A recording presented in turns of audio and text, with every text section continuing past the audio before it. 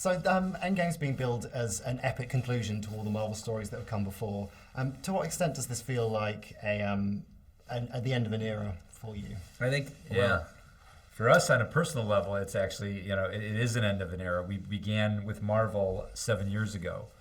We directed 4 movies for them in these 7 years, and this is our last one. I mean, there could be some future where we work with Marvel again, and it's been the greatest experience of our lives, but we don't have any intention to.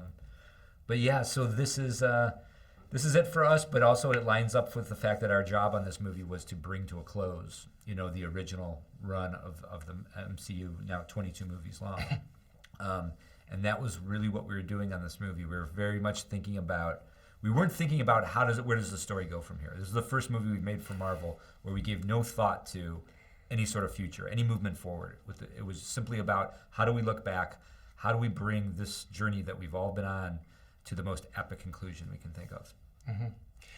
After the massive cliffhanger of Infinity War, was it difficult to work out how to kick off the next film, like what tone to take or where to go with it? No, when we wrote these scripts concurrently about 3 years ago, and we actually wrote the end of Endgame before Infinity War. So we had a very clear idea of the direction that we were going. And so, and also what was important to us is that, we love this notion that, that we get to play with this idea that they lost, and there's something profound in examining how heroes respond to loss and despair. Mm-hmm. Who was most upset about being snapped? Pretty much everybody was. Everybody was kind of devastated when they found out. Oh, it was rough when we told them. Yeah, it was sort of a last minute. That's so good. Nobody wants to leave the MCU. Guys, we've just got something to tell you. Have you told anyone how the film ends? No, I mean, we haven't told anyone. I mean, there are certainly people who have seen it. We had a lot of technicians who are working on the movie at the end there, and that there's a couple hundred people who've seen the film. But but it's important. I mean, look, we wouldn't want to spoil it for anybody. We think it's like that. We love the experience in the theater, and the sense of discovery that you have as a movie unfolds. We don't, so we just try to provide for others what we would want for ourselves.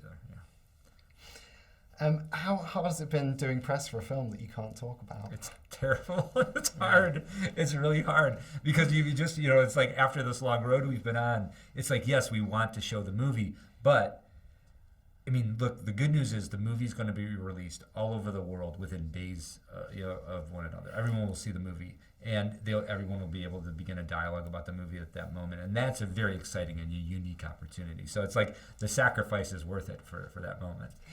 What are your top tips for getting through a 3-hour film without having to take a break? We've just been telling everyone it's like surgery prep. Like, don't eat or drink after midnight. The night before. And the night before, you go see the movie. It'll be great. You'll. I mean, I don't know. It's sort of, I guess it's based on everyone's personal disposition. Probably don't get a big guzzler of soda. Yeah. Great. Thank you, guys. Thank you. Thank you. Appreciate it.